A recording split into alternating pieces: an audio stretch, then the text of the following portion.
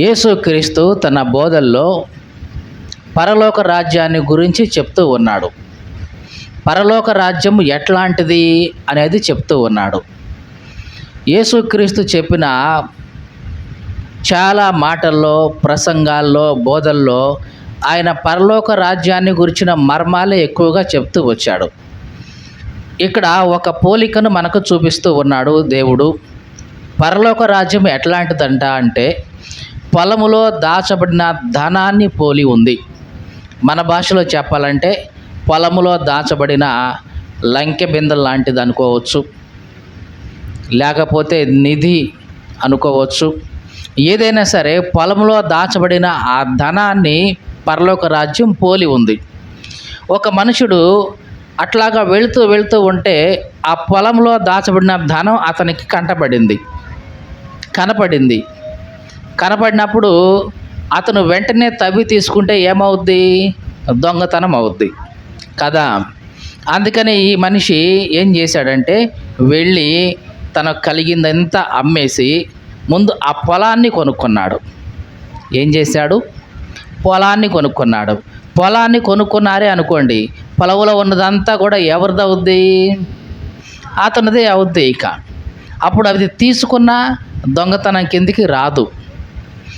అంటే ఇతను ఆ నిధిని సంపాదించుకోవడం కోసం, ఆ ధనాన్ని తన వశం చేసుకోవడం కోసం తనకు కలిగిందంతా కూడా అమ్మేసుకున్నాడు.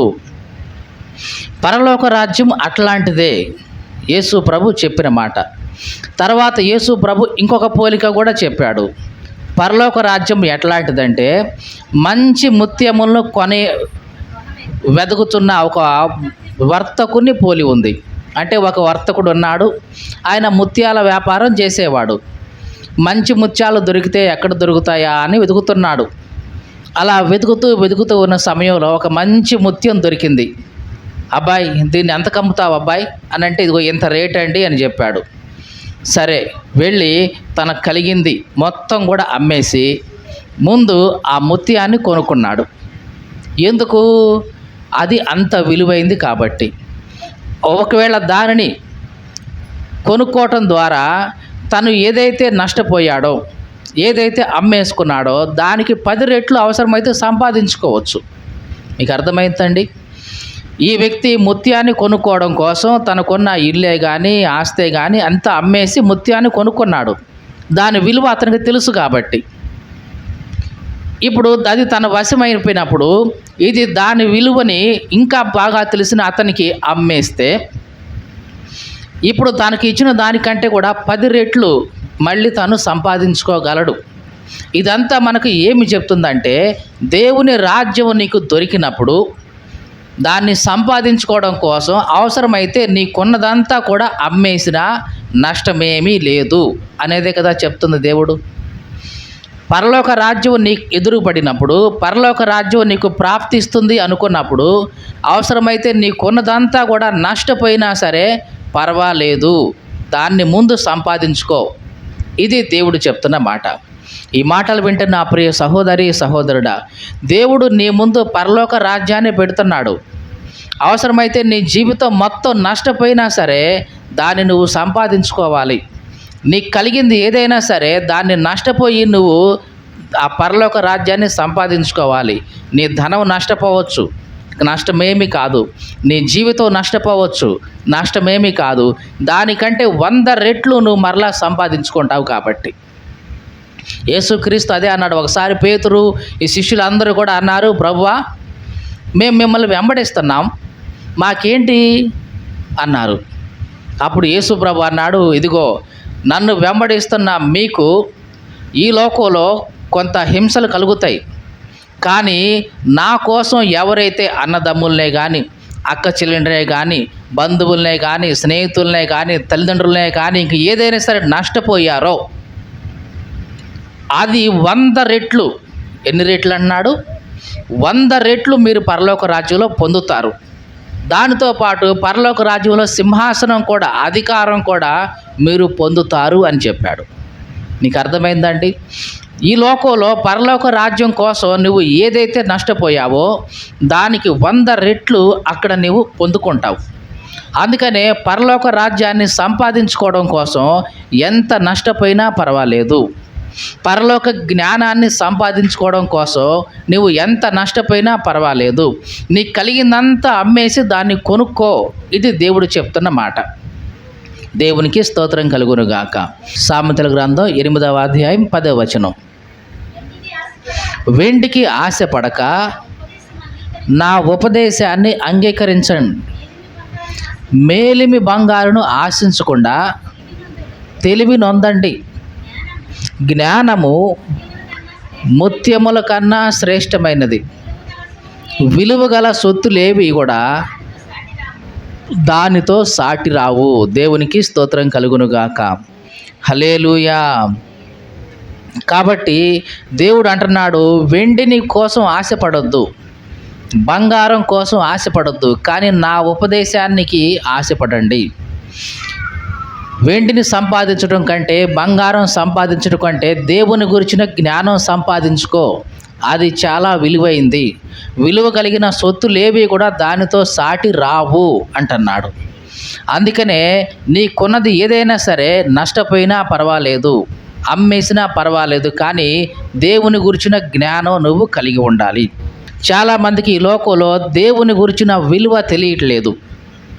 ఇది ఎట్లాంటిదంటే, ఒక పిచ్చివాడికి వజ్రాన్ని చేతిలో పెట్టావు, ముత్యాన్ని వాడి చేతిలో పెట్టావు, వాడికి దాని విలువ తెలియదు. ఏం చేస్తాడు? ఒక ఏదో రాయి అనుకొని పిచ్చిరాళ్ళలాగానే వాటిని పడేస్తాడు. ఒక వ్యక్తి ఇట్లాగే తన సంచిలో కొన్ని రాళ్ళు తీసుకొని పోతున్నాడంట. అలా పోతూ పోతూ ఉంటే ఒక పక్కనే ఒక చిన్న నది ఉంది. ఆ నది ఒడ్డుకి చేరి తన సంచిలో ఉన్న రాళ్ళు ఒక్కొక్కటి ఇట్లా విసిరేస్తూ ఉన్నాడు, అంటే నదిలోకి విసిరేస్తూ ఉన్నాడు. అలా విసిరేస్తూ విసిరేస్తూ చివరికి ఆ నది ఒడ్డుకు వచ్చేటప్పటికి అన్ని రాళ్ళు అయిపోయినాయి, ఒక్క రాయి మాత్రమే మిగిలిపోయింది. మిగిలిపోయిన తర్వాత ఆ ఒక్క రాయి కూడా అట్లా పట్టుకొని ఎగరేస్తూ ఉంటే ఒక అతను చూసి, అబ్బాయి ఏంటిది, అది చూద్దాం అని అంటే చూస్తే అది విలువైన వజ్రం. అబ్బాయి ఇంత విలువైన వజ్రం ఎంతకి ఇస్తావు చెప్పు, ఇదిగో నీకు 10 లక్షలు ఇస్తావా? ఏంటి దీనికి 10 లక్షలా? అవును అబ్బాయి, అది అంత విలువైంది అంటే సరే అని ఇస్తా అని ఇచ్చేశాడు. ఇక అప్పుడు కూర్చొని ఏడుస్తున్నాడు ఇతను. ఎందుకంటే వాటి విలువ తెలియక వాటన్నిటిని ఇప్పుడు ఏం చేసుకుంటూ వచ్చాడు, నదిలో పారేసుకుంటూ వచ్చేసాడు. అందుకని ఇప్పుడు వాటి విలువ అర్థమైన తర్వాత కూర్చొని ఏడుస్తూ ఉన్నాడు. అయ్యో ఎంత నష్టపోయాను, ఎంత విలువైనవన్నీ కూడా వృధా చేసుకుంటూ పోయానే అని నష్టపోయి ఏడుస్తూ ఉన్నాడు. నిజమే, ఈ లోకంలో దేవుని రాజ్యం యొక్క విలువ మనకు తెలియక మన సమయాన్ని వృధా చేసుకుంటున్నాం, మన ధనాన్ని వృధా చేసుకుంటున్నాం, మన ఆయుష్కాలాన్ని వృధా చేసుకుంటున్నాం. చివరికి దేవుని రాజ్యం యొక్క విలువ తెలిసిన తర్వాత, అంటే చనిపోయిన తర్వాత నువ్వు ఎట్లాగో నరకంలో ఉన్నప్పుడు దేవుని రాజ్యం యొక్క విలువ నీకు తెలిసి వస్తుంది. అప్పుడు నువ్వేం చేస్తావు తెలుసా? ఇక ఏడుస్తా కూర్చుంటావు. ఎంత విలువైందని నాకు తెలిస్తే నేను నా రోజు నష్టపోయేదాన్ని కాదు, ఎంత విలువైందని తెలిస్తే నేను ప్రార్థన పోగొట్టుకునేవాడిని కాదు, ఎంత విలువైందని నాకు తెలిస్తే దేవునితో సహవాసాన్ని నేను కోల్పోయేవాడిని కాదు అని కూర్చొని ఏడుస్తూ ఉంటావు. ఏడుపు పళ్ళు కొరగటమే ఉంటుంది, ఏమీ మిగలదు ఇక అక్కడ. ఈ లోకంలో ఉన్నంత కాలమే, అంటే నీ చేతిలో ఆ సమయం ఉన్నంత కాలమే, నీ చేతిలో జీవితం ఉన్నంత కాలమే నువ్వు జాగ్రత్త పడాలి. ఆ వ్యక్తి సంచిలో ఆ వజ్రాల యొక్క రాళ్ళు ఉన్నంత కాలం అతనికి దాని విలువ తెలియలేదు. ఎప్పుడైతే వాటిని పారేసి చివరి క్షణానికి వచ్చేసాడో అప్పుడు తెలిసింది విలువ. మనుషులకు కూడా ఎట్లాగేనండి, వాళ్ళ జీవితంలో ఆయుష్ అయిపోయేంత వరకు వాళ్ళకి విలువ తెలియట్లా, సమయం అయిపోయేంత వరకు దాని విలువ తెలియట్లా, ఒంట్లో బలము శక్తి అయిపోయేంత వరకు వాటి విలువ తెలియట్లా. అంతా అయిపోయి ముసలితనానికి వచ్చి చనిపోయే స్టేజ్కి వచ్చినప్పుడు వాటి విలువ అర్థమవుతుంది మనుషులకి. అంటే దేవుడు వాళ్ళకి ఇస్తున్న విలువైనవన్నీ కూడా వృధా చేసుకున్నామే అని ఏడుస్తుంటారు. అప్పుడు ఈ మాటలు వింటున్న ప్రియ సహోదరి సహోదరుడా, నువ్వు ఎవరివైనా సరే ఈ జీవితాన్ని దేవుడు నీకు ఇచ్చిన ఒక వజ్రాల మూట అనుకో. ఎట్లాంటిది అంటున్నాం? ఈ జీవితం అనేది దేవుడు నీకు ఇచ్చిన ఒక వజ్రాల మూట. దాంట్లో ఎన్నో విలువైనవి ఉన్నాయి. ఏమిటి విలువైనవి? దేవుడు నీకు ఇచ్చిన సమయం విలువైంది, దేవుడు నీకు ఇచ్చిన ఆయుష్ విలువైంది, దేవుడు నీకు ఇచ్చిన జీవితం విలువైంది, దేవుడు నీకు ఇచ్చిన భార్య విలువైంది, దేవుడు నీకు ఇచ్చిన భర్త విలువైంది, దేవుడు నీకు ఇచ్చిన బిడ్డలు విలువైన వాళ్ళు, దేవుడు నీకు ఇచ్చిన బంధువులు, స్నేహితులు, వీళ్ళందరూ కూడా విలువైన వజ్రాలు లాంటి వాళ్ళు. కానీ నువ్వేం చేస్తున్నావు? వాటిని సరిగ్గా ఉపయోగించుకున్నావా? సరిగ్గా వాడుకున్నావా?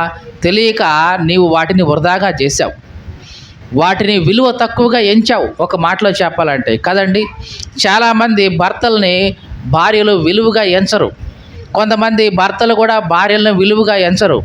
వాళ్ళు చనిపోయిన తర్వాత లేకుంటే దూరం అయిపోయిన తర్వాత వాళ్ళకి విలువ తెలిసి అప్పుడు ఏడుస్తూ ఉంటారు కదండి. కొంతమంది పిల్లలు ఉన్న విలువ తెలియదు, పిల్లలు లేని వాళ్ళని అడిగితే తెలుస్తుంది వాళ్ళకి ఆ విలువ. ఇట్లాగా కొన్నిటి మనకి దేవుడు చేతికిస్తే విలువైన వజ్రాలు మూటలే దేవుడు మన చేతిలో పెడితే వాటిని విలువగా ఎంచక మనం ఊరికే వదిలేస్తూ ఉన్నాం. కానీ ఒకానొక సమయం వస్తుంది, ఆ విలువ నీకు తెలిసినప్పుడు తప్పనిసరిగా నువ్వు ఏడుస్తావు. పరలోక రాజ్యాన్ని యేసు ప్రభు మన ముందు పెడుతున్నాడు. ఇదిగో ఇది విలువైంది, అన్నిటికంటే వజ్రాల కంటే కూడా విలువైంది, ముత్యం కంటే కూడా విలువైంది, దాచబడిన ధనం కంటే కూడా విలువైంది పరలోక రాజ్యం. ఇది నీకు దొరుకుతుంది అనుకున్నప్పుడు అవసరమైతే ఏదైనా నష్టపో, కానీ దీన్ని మాత్రం పోగొట్టుకోవద్దు. ఇది యేసుక్రీస్తు చెప్తున్న మాట. యేసు ప్రభు అన్నాడు, ఒకడు లోకమంతా సంపాదించుకొని తన ప్రాణాన్ని నష్టపోగొట్టుకుంటే అతనికి ఏం ప్రయోజనం? మీకు అర్థమైందండి? ఒకడు ఏం చేశాడంట, లోకమంతా సంపాదించుకున్నాడు, అంటే లోకంలో ఉన్న వెండి, బంగారం, అధికారం, హోదా, డబ్బు అన్నీ పరపతి సంపాదించుకున్నాడు.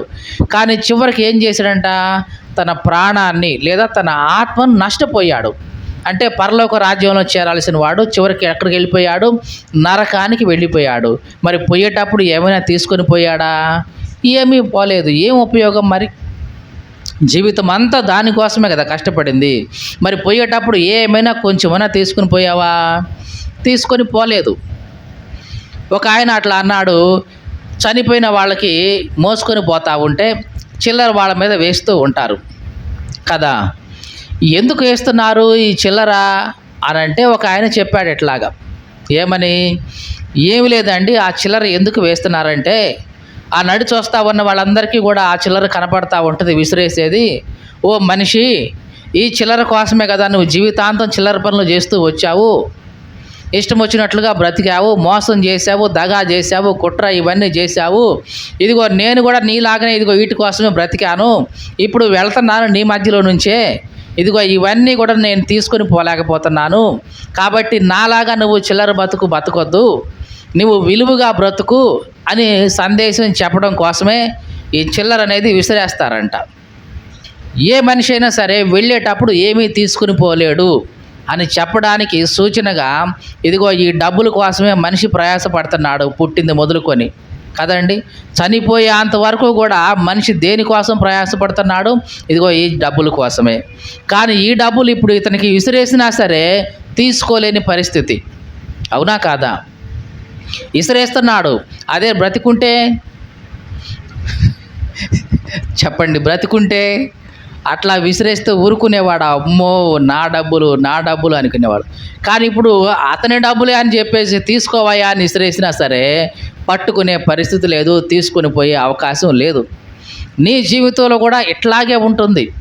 దేనికోసమైతే నువ్వు ప్రయాసపడుతున్నావో, దేనికోసమైతే నువ్వు వెంపర్లాడుతున్నావో అది ఏది నీతో పాటు తీసుకొని పోలేవు అనే విషయం నీకు అర్థమైనప్పుడు అనుకుంటావు, ఏది ఎంతకాలం వీటి కోసమా నేను ప్రయాసపడింది, ఇవి నా వెంట రావని తెలిసి కూడా నేను ఇంతకాలం వీటి కోసమైనా నేను ప్రయాసపడింది, నా వెంట వచ్చే వాటిని వదిలిపెట్టేసి నా వెంట రాని వాటి కోసమా నేను ఇప్పుడు దాకా ఎదురు చూసిందని ఏడుస్తూ ఉంటాడు మనిషి. మీకు తెలుసా అండి, మనిషి వెంట వచ్చేవి కూడా ఉన్నాయి ఈ భూమి మీద నుంచి. ఏమున్నాయో తెలుసా? దేవుడి కోసం మనం చేసిన క్రియలు మన వెంట వస్తాయి. మీకు అర్థమైందండి? దేవుని కోసం నువ్వు చేసిన క్రియలు, అది దేవుని మందిరంలో ఉండి చేసిన పరిచర్య కావచ్చు, దేవుని మందిరంలో ఉండి నువ్వు విన్న మాటలు కావచ్చు, దేవుని మందిరంలో నువ్వు చేసిన పరిచర్య కావచ్చు, దేవుని మందిరంలో నువ్వు పాడిన పాటలు కావచ్చు, దేవుని కొరకు నువ్వు ఏ క్రియలైతే చేశావో అవన్నీ కూడా నీతో పాటు కలిసి నీ వెంట వస్తాయి. కొన్నేమో నీకు ముందుగా వెళ్తాయి, కొన్నేమో నీ తర్వాత వెళ్తాయి. మొత్తానికైతే ఆ క్రియలన్నీ కూడా దేవుడి ముందు నిలబడి, అయ్యా ఇదిగో నేను మంచివాడిని, ఇదిగో నేను పరిచర్యని, ఇదిగో నేను ఎట్లాంటి వాడిని, నన్ను చేసింది ఎవరంటే ఇదిగో ఈ వ్యక్తి నన్ను చేశాడు అని నువ్వు చేసిన దేవుని క్రియలన్నీ కూడా ముందు వెళ్ళి నీకు సాక్ష్యం చెప్తాయంట. ఆ క్రియలే నీకు సాక్ష్యం చెప్తా ఉంటే ఇక దేవుడు ఒప్పుకోకుండా ఉంటాడా? తప్పనిసరిగా ఇదిగో నా బిడ్డవు, నీకు తప్పనిసరిగా ఇక్కడ ప్రవేశం ఉంది, రా అంటాడు. ఒకవేళ ఆ క్రియలే నీ జీవితంలో లేకపోతే మళ్ళీ నీ వెంట వచ్చే వేరే క్రియలు ఉంటాయి, పాపపు క్రియలు కూడా వస్తాయి నీ వెంట వచ్చేసి, అవి కూడా సాక్ష్యం చెప్తాయి. ఇదిగో నేను దుర్మార్గాన్ని, నన్ను చేసింది వీడే, నేను వ్యభిచారాన్ని, నన్ను చేసింది వీడే, నేను నరహత్య, నన్ను చేసింది వీడే అని అట్లా అయినా సాక్ష్యం చెప్తాయి. మంచి క్రియలు చేస్తేనా దేవుని కొరకు, అవి వచ్చి సాక్ష్యం చెప్తాయి, పరలోకానికి తీసుకువెళ్తాయి. లేదు నువ్వు చేసిన పాపపు క్రియలైనా సరే నీ వెంట వస్తాయి, వచ్చి నిన్ను నరకానికి లాక్కుపోతాయి. కాబట్టి తప్పనిసరిగా నీ వెంట వచ్చి నిన్ను పరలోకానికి చేర్చే క్రియలు ఏవైతే ఉన్నాయో అవి నువ్వు చెయ్యి భూమి మీద ఉన్నంతకాలం. కానీ మిగతా ఏవి నీ వెంట రావు. నీవు సంపాదించిన ఆస్తి కానీ, ఆస్తి బాస్తులు కానీ, ఇవేవి నీ వెంట రావు. అందుకని యేసు ప్రభు అంటున్నాడు, పరలోక రాజ్యం నీకు దొరికితే, నీ ముందు కనబడితే, నీ ఆస్తి మొత్తం అమ్మేసి ముందు వెళ్ళి దాన్ని కొనుక్కో. నీకున్నదంతా, నీ సొత్తు అంతా అమ్మేసి ముందు దాన్ని సంపాదించుకో. అది నీకు దొరికితే చాలు, నువ్వు నష్టపోయిన దానికి 100 రెట్లు అక్కడ పొందుకుంటావు. ఇది యేసు ప్రభు చెప్తున్న మాట. పరలోకం అనగానే చాలామందికి వచ్చేది ఏంటంటే, పరలోకంలో వెండి ఉంటుందండి, బంగారం ఉంటుందండి, ముత్యాలు ఉంటాయండి, ఇట్లాగా అనుకుంటారు. అంటే అట్లా పోలిక చెప్తాం. పరలోక రాజ్యం 12 ముత్యాలతో కట్టబడింది, పరలోక రాజ్యంలో వీధులన్నీ కూడా స్వర్ణమయాలు, అంటే బంగారంతో వేస్తారని చెప్తారు. ఈ బంగారం అక్కడ ఉన్నదాన్ని అది వేరండి. ఇది భౌతికమైన బంగారం, కానీ అక్కడ ఉండేది దీనికంటే చాలా విలువైందండి, చాలా విలువైందంటే ఇది భౌతికంగా కనపడేది, ముట్టుకునేది, కానీ అది అట్లా ఉండేది కాదు. ఎట్లాంటిదంటే మనిషికి సంతోషాన్ని ఇచ్చేది, ఆహ్లాదాన్ని ఇచ్చేది, శాంతి, సమాధానం, వీటన్నిటినీ కలిపి దేవుడు అట్లాగా పోలుస్తూ వచ్చాడు. దేవుని వాక్యం ఏముందంటే, రోమాపత్రిక 14వ అధ్యాయం 17వ వచనం, దేవుని రాజ్యం భోజనమును పానమును కాదు, కానీ నీతి, సమాధానం, పరిశుద్ధాత్మ యందలి ఆనందం. ఇది దేవుని రాజ్యం అంటే. చాలామంది దేవుని రాజ్యం అంటే, దేవుని రాజ్యంలో మంచి భోజనం దొరుకుద్దండి, పంచభక్ష పరమాణాలు దొరుకుతాయండి, లేకుంటే ఇంకా కొంతమంది హిందువులు అయితే అక్కడ రంభ, ఊర్వశి, మేనకులు ఉంటారండి, వాళ్ళతో హ్యాపీగా ఎంజాయ్ చేయొచ్చు అండి అనేవాళ్ళు ఉంటారు. కానీ దేవుని రాజ్యం అంటే ఈ భౌతికమైన ఆనందాన్ని ఇచ్చేది కాదు. ఏదో భోజనం పానం చేసి సంతోషంగా ఉండేది శరీరం. కానీ నీవు దేవుని రాజ్యం వెళ్ళిన తర్వాత అక్కడ నీకు శరీరం ఏమి ఉండదు, ఈ భౌతిక సంబంధమైన శరీరం ఉండదు, కానీ ఆత్మ సంబంధమైన శరీరం ఉంటుంది. దానికి ఆకలి దప్పిక అనేవి ఉండవు. మరి ఆకలి దప్పిక లేనప్పుడు ఇంకెందుకండి అంటావేమో, నీ ఆత్మకు సంతృప్తిని కలిగించే దేవుని ఆహారం అక్కడ ఉంటుంది. వాక్యాహారం, జీవాహారం, ఆత్మీయ ఆహారం ఉంటుంది. అది నీ ఆత్మకు సమృద్ధిని ఇస్తుంది, సంతోషాన్ని ఇస్తుంది. ఇది ఎట్లాంటిదంటే, శరీర సంబంధమైన ఆహారం మనం తీసుకున్నప్పుడు మనకి ఎట్లా ఉంటుంది, సంతృప్తిగా ఉంటుంది, కడుపు నిండిన ఆ సంతోషం, ఆ ఫీలింగ్ వస్తుంది. అలాగే అక్కడికి వెళ్ళిన తర్వాత ఆత్మ సంబంధమైన ఆహారం తీసుకున్నప్పుడు దేవుడు ఇస్తున్న మాటలు అవి, దేవుని యొక్క ఉపదేశం అది తీసుకున్నప్పుడు ఏమవుద్దంటే నీ ఆత్మ సంతృప్తిగా ఉంటుంది, ప్రశాంతంగా ఉంటుంది, శాంతిగా, సమాధానంగా ఉంటుంది. అందుకే దేవుడు అంటున్నాడు, అబ్బాయి దేవుని రాజ్యం అంటే భోజనం పానం కాదబ్బాయి, మరేంటయ్యా అంటే నీతి, అంటే దేవుడు నీకు ఇచ్చే నీతి, సమాధానం, దేవుడు నీ హృదయంలో ఉంచుతున్న ఆ శాంతి, సమాధానం, ఇంకా ఏంటి, పరిశుద్ధాత్మ యందలి ఆనందం, అంటే దేవునితో నువ్వు మమేకమై నువ్వు తీసుకునే ఆనందం. ఇది నిజంగా దేవుని రాజ్యం అంటే, ఇది నిజమైన దేవుని రాజ్యం అండి. ఏమిటి నిజమైన దేవుని రాజ్యం అంటే, భోజనం పానం కాదు, దేవుని యొక్క నీతి నీవు కలిగి ఉంటావు. దేవుని యొక్క సంతోషం నీ హృదయంలో ఉంటుంది. దేవుని ఆత్మ నీ హృదయంలోకి వచ్చేసి నీ హృదయాన్ని సంతోషంతో నింపుతాడు. ఇది నిజంగా పరలోక రాజ్యం అంటే. ఈ రాజ్యాన్ని పొందడం కోసం నీకున్నది ఏదైనా సరే నువ్వు అమ్మేసుకోవచ్చు, ఎంతైనా సరే నష్టపోవచ్చు, ఎంతైనా సరే కష్టపడవచ్చు, కానీ దీన్ని మాత్రం సంపాదించుకో. యేసు ప్రభు అది అంటున్నాడు. నిజంగా పరలోక రాజ్యం ఎట్లాంటిదంటే మంచి ముత్యాలను కొన వెదుగుతున్న వర్తకుని పోలింది. ఆ వర్తకుడు వెళ్ళి ఆ ముత్యాన్ని చూసి ఇది చాలా విలువైంది కదా, అవసరమైతే నా ఆస్తి మొత్తం అమ్మేసుకుంటా, ఇల్లు అమ్మేస్తా, అన్నీ అమ్మేసుకొని ముందు ఈ ముత్యాన్ని కొనుక్కుంటా అనుకున్నాడు. వెళ్ళి అంతా అమ్మేసుకొని ఆ ముత్యాన్ని కొనుక్కున్నాడంట. ఇంకా పరలోక రాజ్యం ఎట్లాంటిది అన్నాడు? పొలంలో దాచబడిన ధనాన్ని పోలింది. అంటే మన భాషలో చెప్పండి, లంకె బిందులు అనొచ్చు, గుప్త నిధులు అనండి, లేకుంటే నిధి అనండి, ఏవైనా సరే అట్లాంటిది కనపడగానే దాన్ని సంపాదించుకోవడం కోసం, దాన్ని వశం చేసుకోవడం కోసం వెళ్ళి తనకున్న ఆస్తి మొత్తాన్ని అమ్మేసి ముందు ఆ పొలాన్ని కొనుక్కుంటాడు. ఇదంతా ఒకే ఒక మాట ప్రభువు చెప్తున్నది ఏంటంటే, నిజంగా పరలోక రాజ్యం నీ ఎదురుగా ఉంది, నీ కళ్ళ ముందు కనబడుతున్నప్పుడు దాన్ని సంపాదించుకోవడం కోసం లోకంలో ఏది నష్టపోయినా అది నీకు నష్టం కానే కాదు.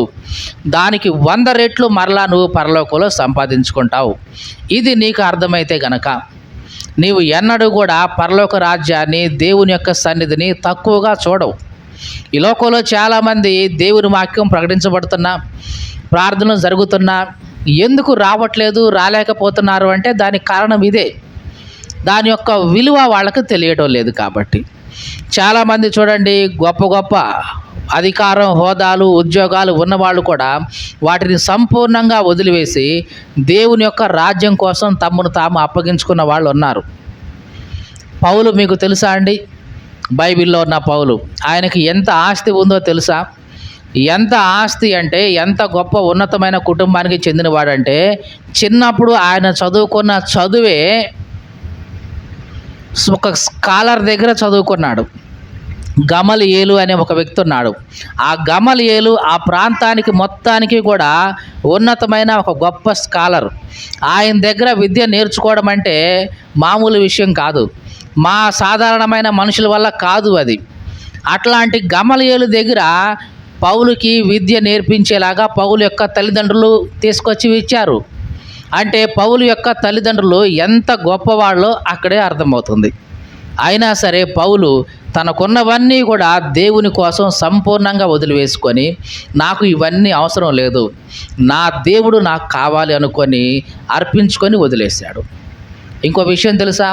సన్హెడ్రిన్ సభ అని ఒకటి ఉండేది. ఆ సన్హెడ్రిన్ సభలో సభ్యత్వం రావాలంటే ఎవరికి పడితే వాళ్ళకి ఇవ్వరు.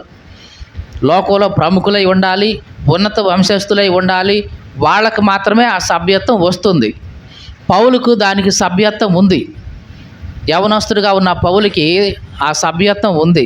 ఆ సభ్యత్వం రావాలంటే ఉన్నతమైన కుటుంబానికి చెందిన వాళ్ళై ఉండాలి, ధనికులై ఉండాలి, దానితో పాటు 30 సంవత్సరాలు నిండి ఉండాలి, వివాహం కూడా అయి ఉండాలి. మీకు అర్థమవుతుందండి? సన్హెడ్రిన్ సభలో సభ్యత్వం రావాలంటే, మెంబర్షిప్ రావాలంటే ఉన్నత వర్గానికి చెందిన వాడై ఉండాలి, ధనికుడై ఉండాలి, 30 సంవత్సరాలు నిండి ఉండాలి, వివాహం కూడా అయ్యి ఉండాలి. అలా ఉంటేనే సభ్యత్వం అనేది వస్తుంది. పౌలుకి ఇవన్నీ ఉన్నాయి.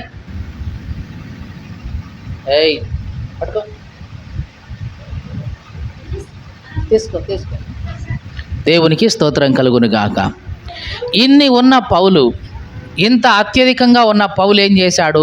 ఒకటే అన్నాడు, ఇదిగో యేసుక్రీస్తు యొక్క పునరుద్ధానాన్ని ఎరగడం కోసం, ఆయన యొక్క బలాన్ని ఎరగడం కోసం నాకున్నవన్నీ కూడా నేను కోల్పోతున్నాను, పెంటతో సమానంగా ఎంచుకుంటున్నా, నాకు అవసరం లేదు అవి, నా దేవుడు నాకు దొరికాడు, నాకు అంతే చాలు అనుకున్నాడు. కానీ మనమేం చేస్తున్నామో తెలుసా? చిన్న చిన్న వాటికి దేవుణ్ణి అమ్మేసుకుంటున్నాం. యోధా ఇస్కరియోతులాగా 30 వెండి నాణాలకి దేవుణ్ణి అమ్మేసుకున్నట్లుగా 30 రూపాయల కూలికి లేదా 100 రూపాయల కూలికి దేవుణ్ణి అమ్మేసుకునే వాళ్ళు కూడా ఉన్నారు, లేరా అండి? మేమెప్పుడు అమ్ముకున్నామండి అని అంటున్నారేమో. దేవుని మందిరంలో ఆదివారం నువ్వు దేవుని మందిరంలో లేకుండా ఆ దినం వెళ్ళి నువ్వు డబ్బు సంపాదిస్తున్నావంటే నాకు దేవుడి కంటే ఈ డబ్బే ముఖ్యమని నువ్వు చెప్పకనే చెప్తున్నట్లు కాదా? అంటే నువ్వేం చేస్తున్నావు? ఆ రోజు కూలి కోసం నీవు నీ దేవుణ్ణి అమ్మేశావు అన్నమాట. ఇస్కరియోతు యోధ అయితే చాలా నయం, 30 వెండి నాణాలు పెట్టి మరీ అమ్మాడు. నీవైతే 30 వెండి నాణాలు కాదు కదా, 1 వెండి నాణానికే అమ్మేస్తున్నావు. యేసు ప్రభు అంటే నీకు అంత తేలిక అయిపోయింది.